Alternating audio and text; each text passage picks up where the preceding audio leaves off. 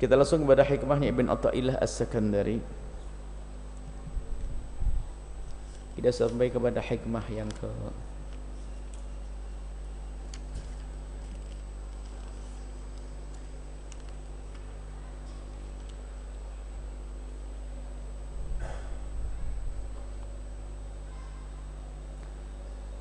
hikmah yang ke-41. Al-ajab kullal ajab. Al-ajab kullal ajab, yang sungguh mengherankan. Qala al-musannif rahimahullah ta'ala nafa'ana Allah bihi wa bi ulumihi fid darin amin la amqal. Yang sungguh sangat mengherankan adalah mimman yahrubu mimma lang fikaka lahu anhu. Sungguh mengherankan bagi seseorang yang berlari dari sesuatu yang dia tidak akan bisa terpisah darinya. Wa yatlubu ma la baqa'a lahu ma'ahu, lebih mencari sesuatu yang tidak akan bersamanya selamanya. Fa innaha, maka orang seperti itu, fa innaha maka sesungguhnya yang seperti la ta'mal absar, bukan buta matanya, walakin ta'mal qulub, tapi buta mata hatinya, allati fis sudur, yang ada di dalam dadanya. Disebutkan bahwa ada sesuatu yang kita tidak akan bisa terpisah darinya. Ada sesuatu yang kita tidak akan bisa selama-lamanya dengannya. Akan tapi lihat, bagi orang yang mata hatinya hidup akan mengerti, kalau aku harus berpisah dari sesuatu yang, kalau aku harus menjauh dari sesuatu yang tidak akan bisa terpisah dariku, ya sia-sia, ngapain? Atau kalau aku harus memperjuangkan sesuatu yang tidak akan bisa selamanya denganku, terus untuk apa juga? Maka orang yang cerdas adalah orang yang bisa membenahi, memperbaiki dengan sesuatu yang dia tidak akan bisa pisah dengannya. Adapun sesuatu yang bakal ia tinggalkan atau yang akan ia tinggalkan atau akan meninggalkannya, ya tidak seserius di dalam berurusan dengan sesuatu yang tidak bakal meninggalkannya. Nah, sekarang apa sih yang tidak akan terpisah dari kita? Urusannya tidak akan terpisah dengan kita, yaitu Allah. Biarpun orang itu kafir, tidak akan terlepas dari urusan Allah.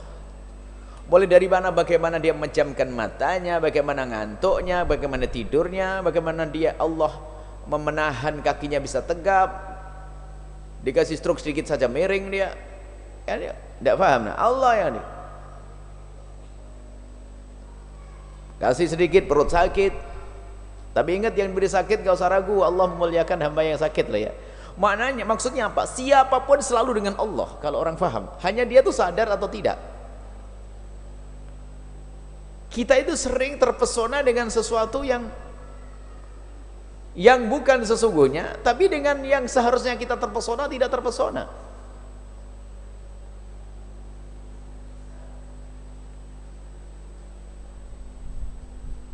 Ini kita contoh.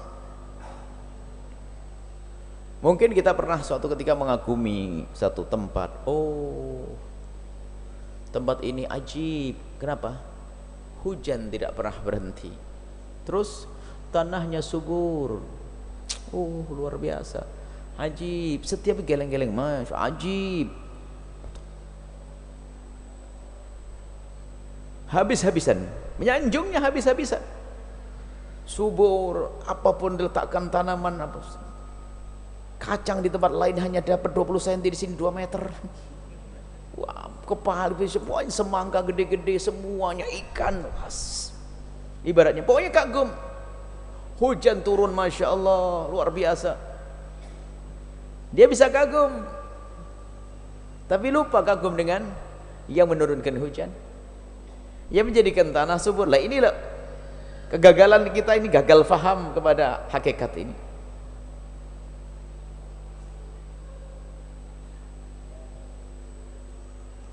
Ada Kita sering terlena di saat begitu nikmat. Contoh saja, Anda suatu kita makan di rumah makan yang jago kuliner.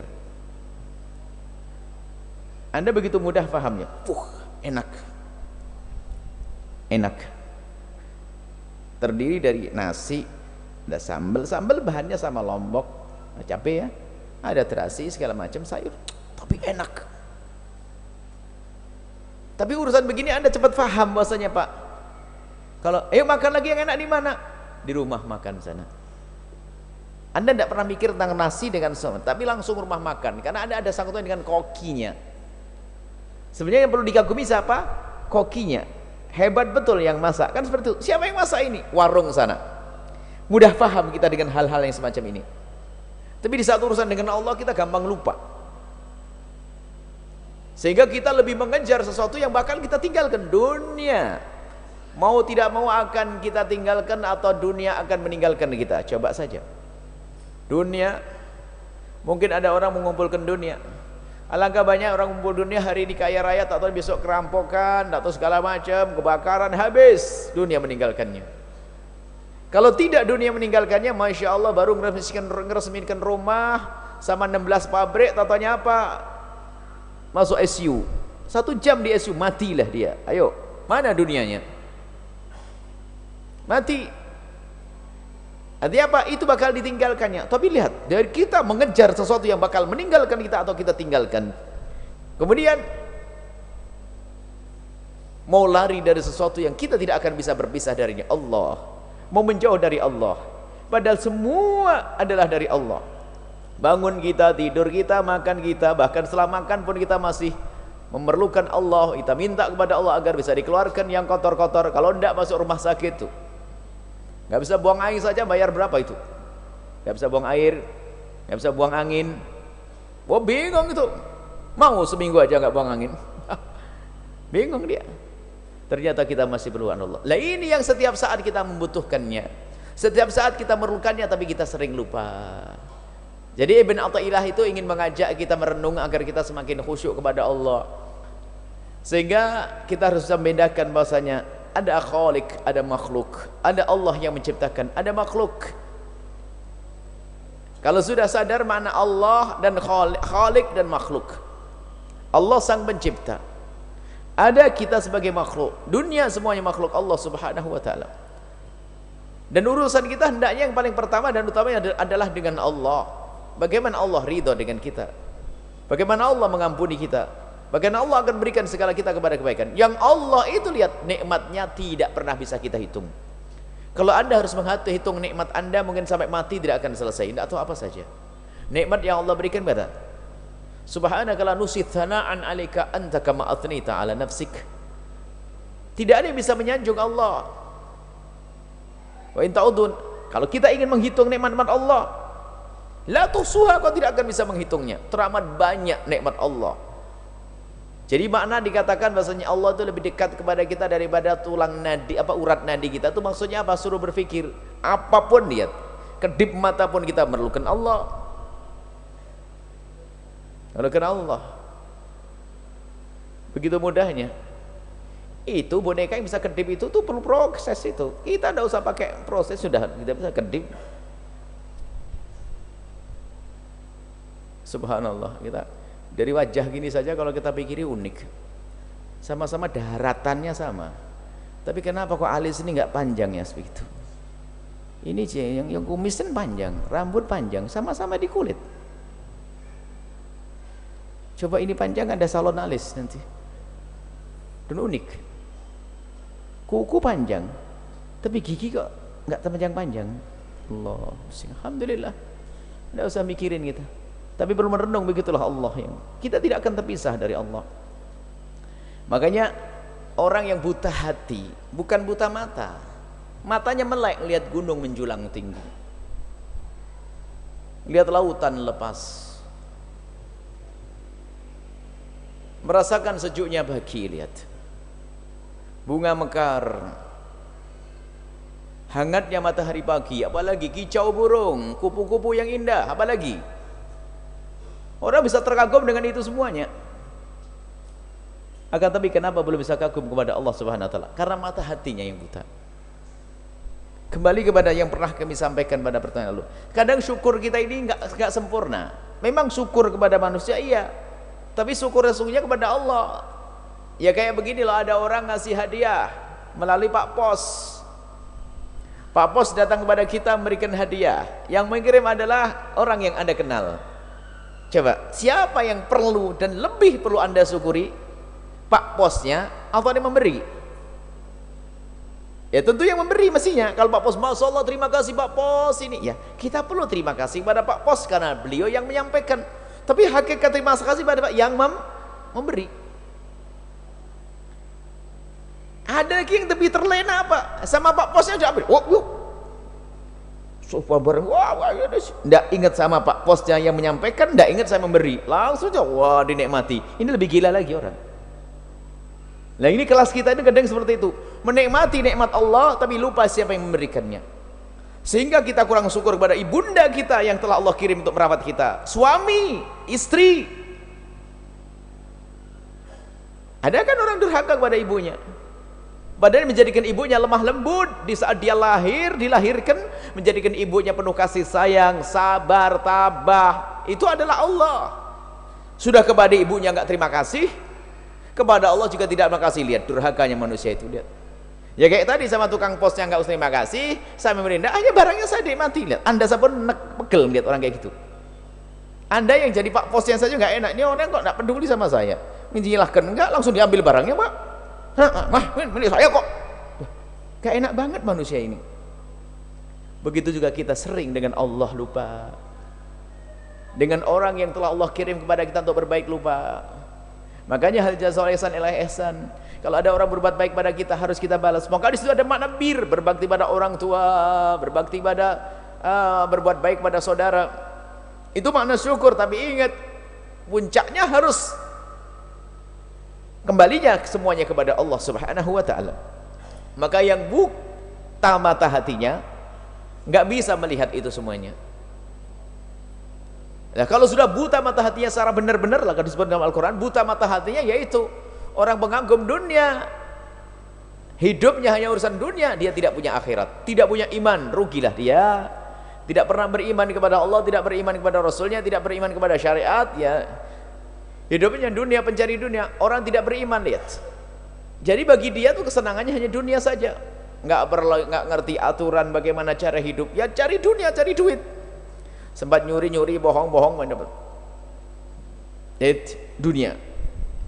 Tapi ingat, bagi orang yang sadar bahwasanya lihat, ada Allah, ada karunia yang Allah berikan, ada orang yang telah Allah pilih untuk menyampaikan karunia tersebut. Jadi orang yang mata hatinya hidup, dia akan sadar barang ini akan aku hargai juga karena ini dari Allah. Makanya muncul orang syukur nikmat. Melalui siapa? Melalui orang yang memberinya. Man lam yashkurin nas lam yashkurillah. Yang tidak bersyukur kepada manusia tidak bersyukur kepada Allah. Maka lihat, hubungan dengan manusia menjadi baik, menjadi orang yang saling berterima kasih. Dan berterima kasih itu macam-macam bentuknya, tidak hanya sekedar berucap terima kasih. Mungkin suatu ketika kita merindukan buah mangga, ada orang ngirim buah mangga. Lihat, Anda punya buah apel, Anda akan mengirim buah apel. Indah hidup di dunia, muqaddimah kebahagiaan nanti di akhirat. Setelah Anda membalas kebaikan dan dia membalas kebaikan Anda, lihat, terjalin sebuah kebaikan. Lebih dari itu, lihat, kita mensyukuri yang menjadikan dia mengirimkan apel kepadaku, mengirimkan buah mangga kepada adalah Allah. Syukurnya hanya kepada Allah Subhanahu wa taala. Selagi dia tahu bahwasanya ini adalah nikmat dari Allah melalui orang ini, maka orang ini pasti orang dipilih oleh Allah, karena Allah bisa saja memberikan nikmat kepadamu tanpa dia. Kenapa harus lewat dia? Berarti dia dipilih oleh Allah. Maka dia ngerti bekti setelah itu.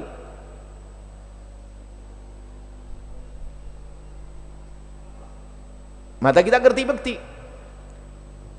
Jadi kita berbekti kepada orang yang telah berbuat baik kepada kita, berterima kasih, tapi puncaknya adalah kita bersyukur kepada Allah Subhanahu wa taala. Dan setelah itu lihat, kita mensyukuri Allah, berterima kasih pada orang yang dipilih oleh Allah untuk sampainya kebaikan kepada kita. Setelah itu kita melihat nikmat tersebut. Kita melihat nikmat tersebut, kita kembalikan kepada Allah lagi. Sehingga apa? Makna syukur yang sesungguhnya adalah menggunakan apapun dari nikmat yang Allah berikan kepada kita untuk sesuatu yang Allah ridhoi. Allah berikan mata kepada kita, lihat kita gunakan untuk apa mata kita? Jangan untuk melihat yang haram dong. Gunakan untuk memandang ibunda dengan penuh hormat, ayahanda dengan penuh hormat, saudara dengan penuh kasih sayang dan cinta, untuk melihat Al-Quran. Itu dari anggota tubuh yang Allah berikan kepada kita. Lalu harta yang Allah berikan kepada kita, kita mengerti harta ini dari Allah, maka akan aku kembalikan kepada Allah. Aku mengambilnya dengan cara yang benar, halal, bersih, maka harus aku kembalikan dengan cara yang halal dan bersih. Maka dikembalikan kepada Allah, maka dia sedang berderma, membantu orang lain, membangun masjid, pondok pesantren, bantu yatim piatu, fakir miskin, peduli dengan sasanak, kerabat dan saudara, gitu. Dikembalikan lagi kepada Allah. Tapi yang mata hatinya buta, lihat, dia hanya mengurusi dirinya, kesenangan pribadinya, ngumpulkan dunia sebanyak-banyaknya, nggak ngerti makna berderma.